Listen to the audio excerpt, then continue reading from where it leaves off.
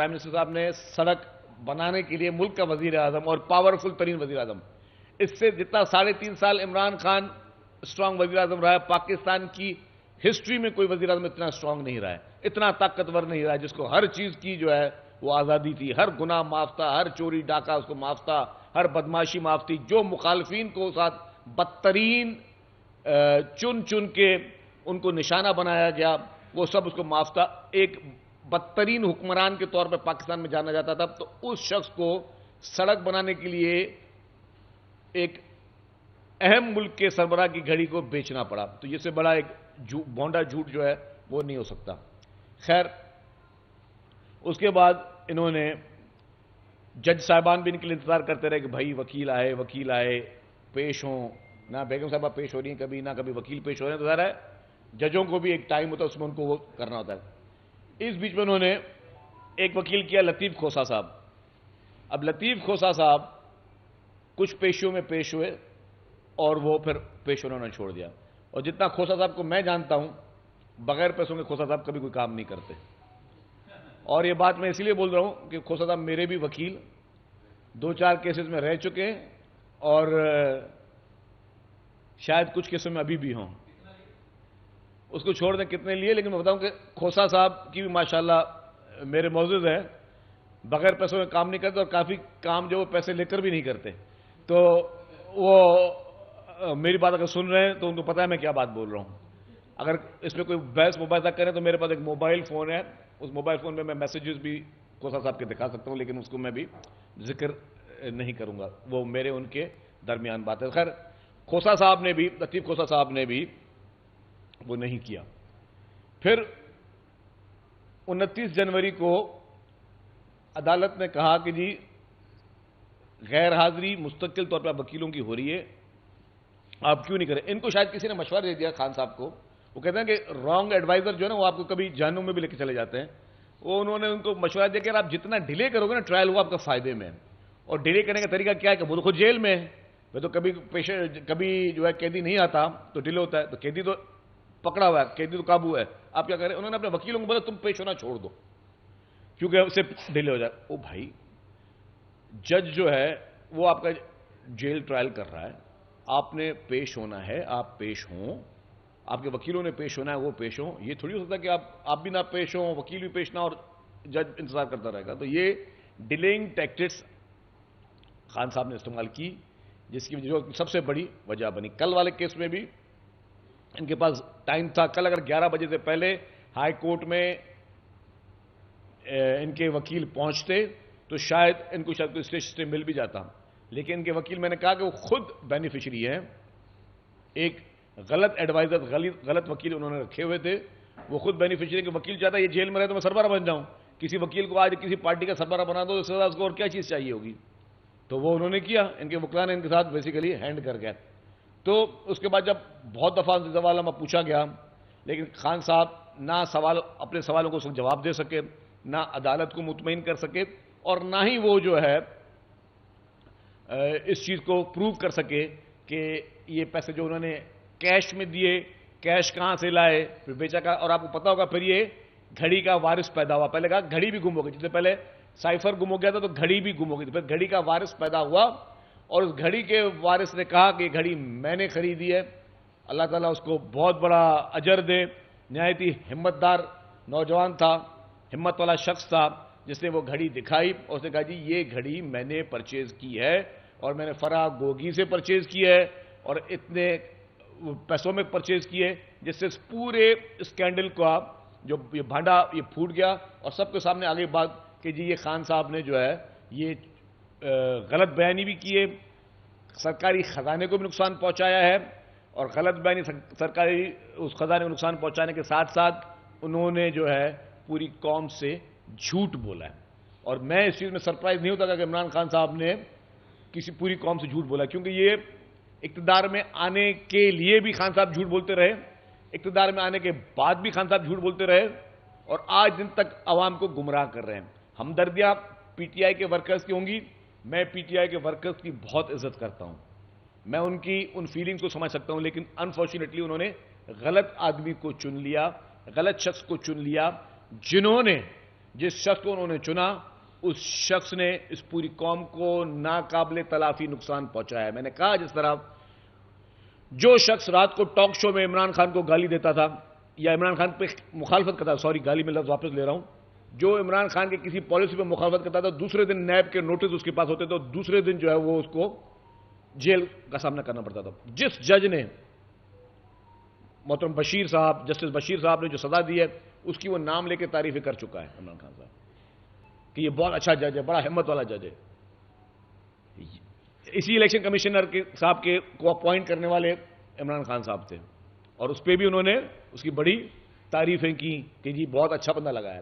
تو کیا وجہ کہ جن کی آپ تعریفیں کر رہے ہیں ان کو ویسے وہ آپ کو لوگ اچھے لگتے تھے، جب وہ آپ کو اسی قانون کے دائرے میں لے کے آ رہے ہیں تو اب آپ کو وہ لوگ برے لگنا شروع ہو رہے ہیں اور آپ سوشل میڈیا میں ان کے خلاف کیمپینیں چلا رہے ہیں.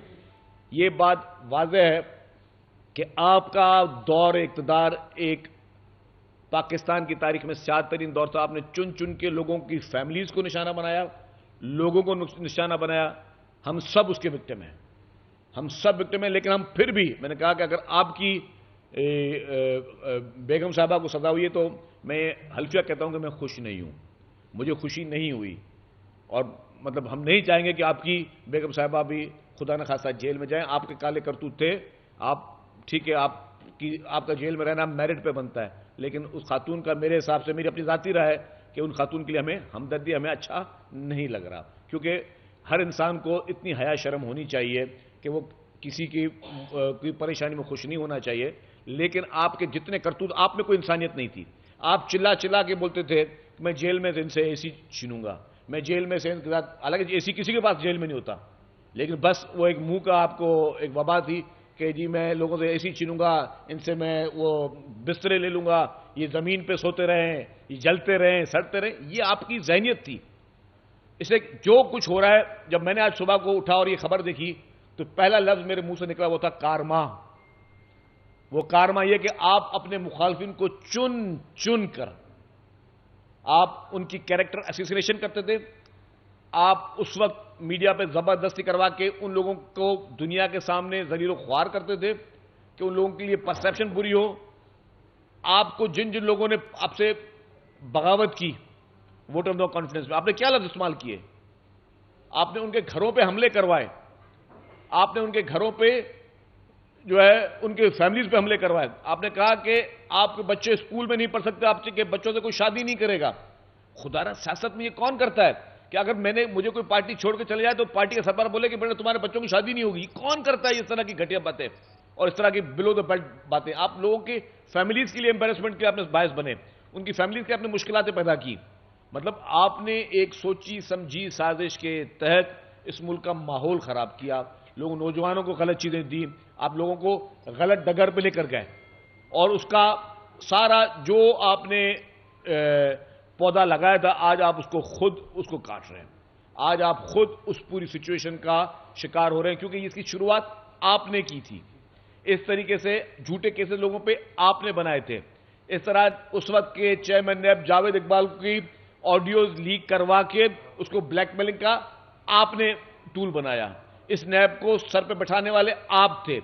جو چیزیں آپ نے، جو ٹولز اپنے مخالفین کے لیے استعمال کیے، آج خدا تعالیٰ کی قدرت ہے. اللہ تعالیٰ کے گھر کہتے ہیں دیر ہے اندھیر نہیں ہے. آج اس میں آپ خود پھنس رہے ہیں اور آپ نے کوئی کسر نہیں چھوڑی. کیا باقی لوگوں کی فیملیز نہیں ہیں؟ باقی لوگوں کے بچے اسکول نہیں جاتے؟ باقی لوگوں کے بچوں کو نہیں سننا پڑتا جس طرح آپ نے ان کی کیریکٹر اسیسینیشن کے لوگوں کو جیلوں میں ڈالتے رہے؟ آپ ہر ایک اس کا وکٹمائز رہا ہے. ہر شخص جو بولنے کی جرت رکھتا تھا وہ آپ کے اس زہر انگیز سوچ کا وکٹمائز رہا ہے. آج میں پھر بھی بولوں گا ہم خوش نہیں ہیں، ہم کو جشن نہیں بنائیں گے باقی پارٹیوں کی طرح کہ جی آپ جیل میں چلے گئے، آپ کو سزا ہو تو ہم جشن بنائیں، ہم ڈھول پیٹیں، ہم کوئی بنگڑے ڈالیں. نہیں، اگر آپ آج تکلیف میں ہو تو اپنے اعمالوں کی وجہ سے ہو، لیکن پھر بھی ہم جشن نہیں منائیں گے. آپ کو سزائیں ہوئی ہیں آپ کے ان کرائمز پہ ہوئی ہیں جو کرائم آپ نے کیے ہیں، جو جھوٹ آپ نے بولے. اور آپ نے ایک جھوٹ نہیں بولا ہے، آپ نے ہزاروں جھوٹ بولے ہیں، آپ نے ہزاروں چیزیں اس طرح کی چھپائی ہیں. کیا پنجاب میں کسی کو پتا نہیں تھا کہ فرا گوگی کیا کر رہی ہے؟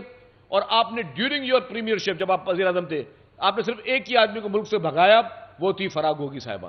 اور کیوں بھگایا؟ کیونکہ اس پہ اگر ہاتھ ہوتا تو آپ کے پورے فیملی کی جتنی بھی چیزیں تھیں وہ سب سامنے آتی. کسی کو پتا نہیں کہ سلائی مشینوں سے کون امریکہ میں پراپرٹیاں خریدتا ہے. یہ کسی سے چھپی ہوئی چیزیں تھیں. ہم نہیں جانا چاہتے ان چیزوں پہ کہ آپ نے پوری دنیا کو کیا کیا بولا. آپ کے ہر کال فیل میں فرق رہا ہے. جن جن لوگوں نے ایمنسٹی اسکیمز لی تھیں آپ کے بیانات موجود ہیں کہ ایمنسٹی اسکیمز چور اور ڈاکو لیتے ہیں, اور پتا چلا کہ آپ نے, آپ کی فیملی نے, سب نے وہ ایمنسٹی اسکیمز لی ہوئی تھی. آپ کے کال فیل میں ہمیشہ تضاد رہا ہے. آپ ہمیشہ بہروپیہ رہے, آپ ہمیشہ جھوٹ بولتے رہے, آپ نے ہمیشہ قوم کو سے مکاری کی, آپ نے ہمیشہ قوم کو غلط راہ پہ لے کے گئے جو آپ کو نہیں لینا چاہیے تھا. سیاست میں شائستگی ہونی چاہیے, سیاست میں برداشت ہونی چاہیے, سیاست میں دشمنیاں نہیں ہونی چاہیے, سیاست میں کسی کو اتنا ڈیگریڈ نہیں کرنا چاہیے کہ کل کو آپ کو وہ سارے کانسیکوینسز خود فیس کرنے پڑیں. ہماری سیاسی مخالفتیں ہونی چاہیے, دشمنی نہیں ہونی چاہیے. آپ نے سیاسی مخالفتوں کو آپ نے دشمنی کا رنگ دیا ہے. آپ نے اس ملک میں کسی ادارے کو نہیں چھوڑا. ماضی میں سب سے بڑی سزائیں جو ہیں, سب سے زیادہ سختیاں پیپلز پارٹی لیڈرشپ نے بھگتی ہیں. محترم آصف علی زرداری صاحب 11 سال جیل میں رہے. شہید محترمہ بینظیر بھٹو صاحبہ شہید ہوئیں, وزیر اعظم تھی. صدر زرداری صاحب پریزیڈنٹ تھے. وزیر اعظم شہید ذوالفقار علی بھٹو صاحب کو شہید کیا گیا. ان سب کے دلوں میں اس ملک کے اہم ترین راز تھے. ان سب کے دلوں میں کسی ایک سربراہ نے بھی, صدر صاحب جب صدر تھے 5 سال, اس کے بعد ان کو پھر جیل میں ڈالا گیا, ایک بات بھی ان کے منہ سے ایسی کوئی نہیں نکلی کہ ملک کے کسی راز کو خدا نہ خواستہ وہ لوگوں کے سامنے ڈالنا چاہ رہے ہیں یا لوگوں کے سامنے لانا چاہ رہے ہیں. کیونکہ یہ راز اس قوم کے لیڈروں کے جو دلوں میں, سینے میں ہوتے ہیں, وہ ان کی قبر میں ان کے ساتھ جاتے ہیں. یہ حلف ہوتا ہے اپنے ملک کے ساتھ, یہ حلف ہوتا ہے اپنے ملک کے عوام کے ساتھ, یہ ملک کی مٹی کے ساتھ یہ حلف ہوتا ہے. آپ نے صرف اپنی کرسی بچانے کے لیے, اپنی اس کرسی بچانے کے لیے آپ نے اس ملک کے رازوں کو جس طریقے سے, غلط طریقے سے اس کا استعمال کیا جلسوں میں بیٹھ کر کہ صرف آپ کا اقتدار بچے. کل بھی میں ان کا بیان دیکھ رہا تھا, کہہ رہے تھے کہ مجھے ایک فلاں شخص اور غیر ملکی شخص کا نام لیتے, انہوں نے مجھے پھنسایا ہے سائفر کیس میں. وہ خدا کے بندے, آپ جس ملک پہ الزام لگا رہے تھے اس کے بعد بھی آپ کی پارٹی کے لوگ اس ملک میں لابنگ کرتے رہے. وہ ثبوت سامنے آیا کہ آپ وہاں پہ کروڑوں روپے مہینے کے پے کر رہے ہو پی ٹی آئی فنڈ سے, یا آپ کی خاص لابی ہے جو برطانیہ میں بیٹھ کے آپ کے لیے کام کر رہی ہے, لابی سے آپ وہ کروڑوں روپے پیسے پے کر رہے ہو تاکہ وہ ملک آپ کے لیے لابنگ کرے, آپ کو اقتدار میں لانے کے لیے لابنگ کرے. کون سی پارٹی اس طرح کرتی ہے؟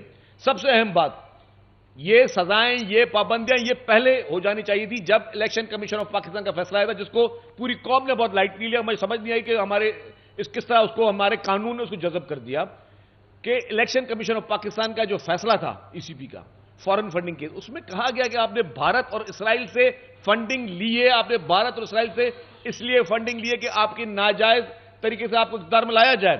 وہ کون سا دشمن ملک جو ہے وہ کسی پارٹی کو فنڈنگ کرتا ہے؟ کیا یہ اگر یہی فنڈنگ کی جس طرح یہ عیاں ہوئی, لوگوں کے نام عیاں ہوئے, اور شہید ارشد شریف جو ہمارے صحافی ہیں اس کا پروگرام ہے, اس پروگرام میں اس نے بتایا کہ جی خان صاحب کو اس ملک کے اس لوگوں نے جو ہے پیسے دیے ہیں. اب آپ وہ چیزیں دیکھیں, وہ عیاں الیکشن کمیشن کے فیصلے میں ان اکاؤنٹ کا ذکر کیا گیا ہے. آپ پھر بھی منکر, آپ کو اس وقت بھی رعایت, آپ ہمیشہ سے لاڈلے رہے ہو, اور لاڈلوں نے اس ملک کا جو ہے بڑا غرق کیا, ہمیشہ کوشش کی ہے کہ اس ملک کو جتنا نقصان ان لاڈلوں نے پہنچایا ہے وہ اس طرح کسی نے نہیں پہنچایا. اور آپ لاڈلے رہے, آپ نے لاڈلا بن کر آپ نے ہر قانون کی دھجیاں اڑائیں. ورنہ اگر کوئی اور, اگر ہماری پارٹی میں کوئی ہوتا کہ جی یہ ہماری پارٹی کو فنڈنگ ہو رہی ہے, خدا نہ خواستہ بھارت یا سہل تو یہاں پہ نتائج کچھ اور ہوتے. لیکن آپ کو لاڈلے کی طرح ٹریٹ کیا گیا ہے, آپ کو عدالتوں سے لاڈلے کی طرح ٹریٹمنٹ میں, وی وی آئی پی ٹریٹمنٹ ملی ہیں. آپ کون سے کیس میں آپ کو اریسٹ کیا گیا؟ مرسڈیز میں آپ آنریبل سپریم کورٹ پہنچتے ہیں اور وہاں پہ آپ کو کہا جاتا ہے گڈ ٹو سی یو, اور آپ کو وہاں سے چھوڑا جاتا ہے کیونکہ آپ لاڈلے رہے. آپ کے ساتھ لاڈلوں کی طرح آپ کو باقاعدہ ڈھیلیں دی گئی ہیں, آپ کو موقع دیا گیا کہ آپ سدھر جاؤ, لیکن ہم سدھرے نہیں. آپ نے کیا کیا؟ آپ نے اس ملک کے خلاف, اس ملک کے اداروں کے خلاف, اس ملک کے ہر فورس کے خلاف کوئی شخص نہیں چھوڑا جس کو آپ نے اپنے انتقام کا اور اپنے انتہائی جو آپ کا ذہن تھا ایکسٹریمزم کا, اس کا آپ نے اس کو نشانہ نہیں بنایا ہو.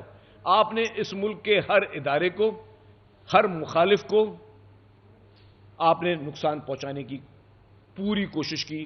آپ نے اس نوجوان کو جو زہر دیا ہے, اللہ تعالیٰ اس نوجوان کے ذہن سے وہ زہر نکالے. ہماری دعا یہ ہوگی. فیض نیٹ ورک, فیض سب کے لیے.